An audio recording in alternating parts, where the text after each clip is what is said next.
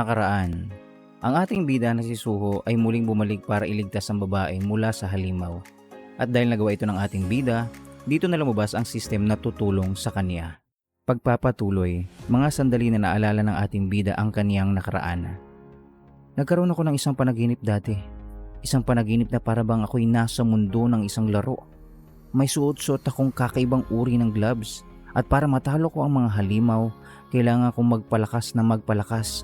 Ubusin ang mga halimaw na naglalabasan. Parang walang katapusan ng mga halimaw na aking nakakaharap dahil patuloy ang paglabas ng mga ito.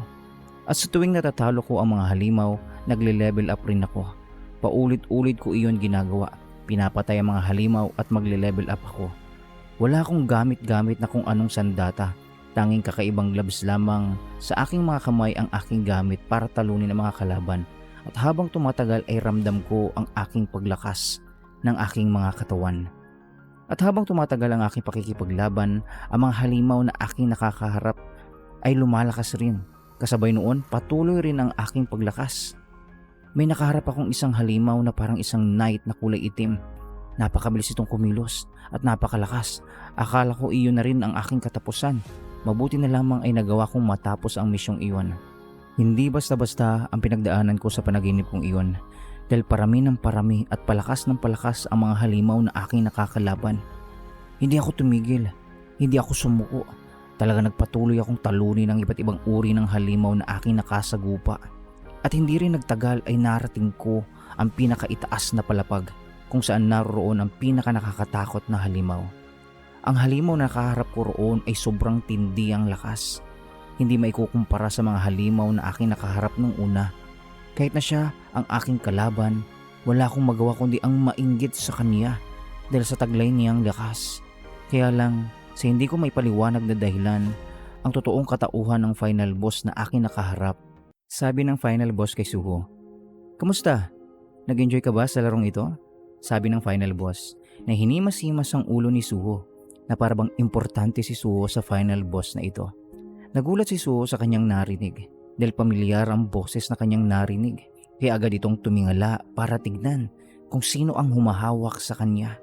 At nang makita niya ito, ang lumabas na salita sa kanyang bibig ay, "Pa," sambit ni Suho. Kahit hindi lubusang nakikita ang mukha ng final boss dahil natatakpan ito ng kanyang kasuotan. Hindi makapaniwala si Suho sa kanyang nakita. Nasabi lang niya sa kanyang sarili na posibleng ang imahe ng kanyang ama na madalas niyang hinahanap-hanap ay ang lumitaw sa kanyang panaginip. Kaya nagtataka ito kung paanong naging ganun kalakas ang kanyang ama sa kanyang panaginip. Kasalukuyan. Sa paaralan ng ating bida sa lugar kung saan sumugod ang halimaw na nagbubuga ng kulay asul na apoy, may nakitang fire extinguisher ang ating bida habang tumatakbo ito palayo.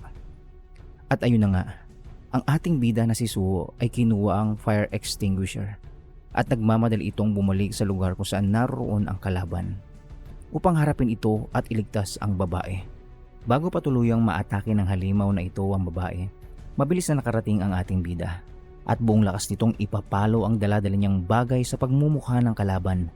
At ayun na nga, buong lakas na iwinasiwas ni Suho ang bagay na hawak-hawak nito sa halimaw na agad naman itong tinamaan at napuruhan.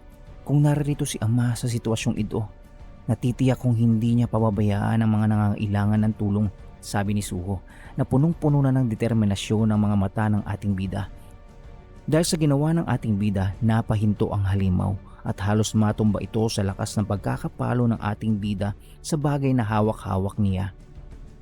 Kahit nagkaroon na ng lakas ang ating bida na harapin ang halimaw, nag-aalinlangan pa rin ito. Ano na ang susunod kong gagawin ngayon? Sa pagkakaalam ko, walang epekto ang mga atake ng mga normal na tao sa mga magic beast. Masyado ako nagpadalos-dalos, sabi nito sa kanyang sarili, na hindi na alam ng ating bida ang kanyang susunod na gagawin. Bigla namang nahinto ang ating bida sa tagpong ito na parabang may nangyayari na kakaiba sa paligid dito na hindi niya maintindihan. Ha? Anong nangyayari rito? Bakit ganito? Bakit parang huminto ang paligid? Pagtatakang sabi ni Suho. Tinignan pa nito ang babae na sumisigaw sa takot. At nakita niyang naninigas ito. Hindi gumagalaw, walang boses, hindi tumutulo ang luha. Tinignan rin niya ang halimaw. Hindi natumba, hindi gumagalaw. Kahit ang apoy sa bibig at mata nito ay hindi rin gumagalaw. Bakit parang huminto ang oras? Sabi ng ating bida na punong-puno ng pagtataka sa mga nangyayari. Natigilan pa ito dahil may isang maliit na window ang lumabas sa kanyang harapan na may nakasulat rito na sinasabi sa kanya. Ang sabi ng system, nagawa mong maabot ang requirements para makumpleto ang sekretong misyon, ang katapangan ng mahina. Ngayon ay karapat-dapat ka nang maging isang player. Tatanggapin mo ba ito? Tanong ng system sa ating bida. Gulong-gulong ngayon si Suho sa kanyang nakita. Hindi nito maintindihan ang nangyayari sa paligid nito. Ganun rin ang dalawang window na lumalabas sa kanyang harapan at kung ano ang mga sinasabi nito, hindi niya maunawaan. Dahil rito naalalang muli ni Suho ang nangyari sa kanyang panaginip. Ang mga sandali na napunta siya sa daigdig ng isang laro na kung saan ay kinakalaban niya ang mga halimaw. Katulad ito sa aking panaginip. Kung magagawa kong lumaban katulad ng panaginip kong iyon, anong dahilan para hindi ko tanggapin ito? Kung ganito naman ang pinagdadaanan ko, sabi ni Suho. Dahil doon naging buo na ang loob ng ating bida. Sinagot na niya ang tanong ng system sa kanya at pinindot nito ang yes bilang pagtanggap niya na maging isang player. At isang matinding liwanag ang sumambulat sa loob ng silid na ito. Liwanag na nagpapatunay na may pagbabagong magaganap sa ating bida at pagbabagong magaganap sa sitwasyon na kaniyang buhay. At muling lumabas ang system na nagsabi, binabati kita. Ikaw ngayon ay ganap ng player. At dahil nagawa ng ating bida na makumpleto ang una niyang misyon, nakakuha ito ng isang gantimpala. At iyon ay ang Great Spellcaster Candiaro's Blessing. Isang uri ng mahika na pananatilihing malakas at malusog ang katawan ng ating bida. At hindi lamang iyon, nakatanggap pa ito ng karagdagang gantimpala. Lahat ng karamdaman, lason at ibang mga status effect ay mawawala. At sa kanyang pagtulog ay mas mapapabilis ang regeneration ng buhay ng ating bida. Muling nagpakita pa ang system at sinabi nito, tutulungan ka ng system para mas umunlad pa ang iyong kakayanan. Hindi ito panaginip lang. Iisa lang ang iyong buhay, kaya mag-ingat kang mabuti, sabi ng system sa ating bida.